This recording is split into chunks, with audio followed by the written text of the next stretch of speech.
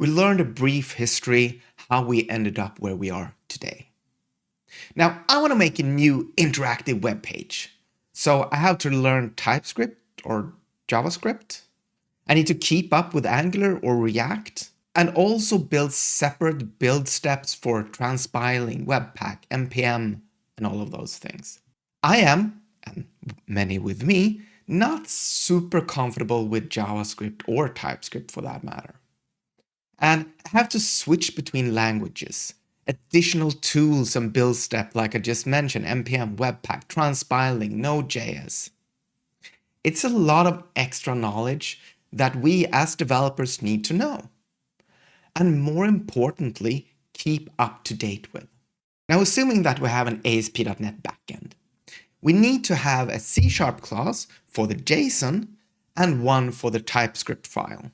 Most likely, it's going to be the same properties and it's going to look quite the same. There are ways of scripting this, but these two models need to keep in sync. There's much code that we need to write that doesn't add to any functionality, but instead is more about ceremonial code to support the different frameworks. Now, what if we could use the same classes on the client and the backend? What if we could leverage our existing C# knowledge? What if there was a way to write server, client, and mobile code using the same framework? This is where Blazor comes in. But before we get into all of this goodness, how did Blazor come to be? At NDC Oslo back in 2017, Steve Sanderson had a talk. Yes, the same Steve Sanderson we talked about who made Knockout.js. His talk was called "Web Apps Can't Really Do That, Can They?"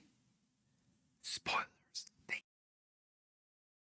He thought, wouldn't it be kind of cool if I could show C# running inside of the web browser?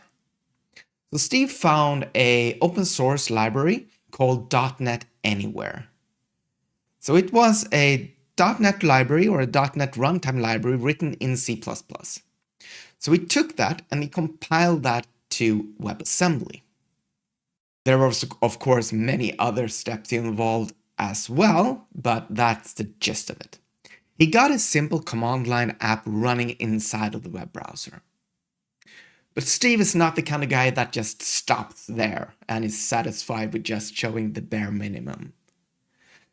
So we thought, wouldn't it be kind of cool if I could be able to show web using this technology? So when it takes the stage, he shows .NET running inside of a web browser. He has full Visual Studio support, including templates, including IntelliSense. He even had the name Blazor back then. Other people from the .NET team sat in the audience and their jaws just dropped. What did Steve just show? So they took all of this stuff back to Microsoft, and about 1 year later, the first version was released. Blazor WebAssembly was then released as an experimental project. The first version that we got was actually Blazor Server back in .NET Core 3.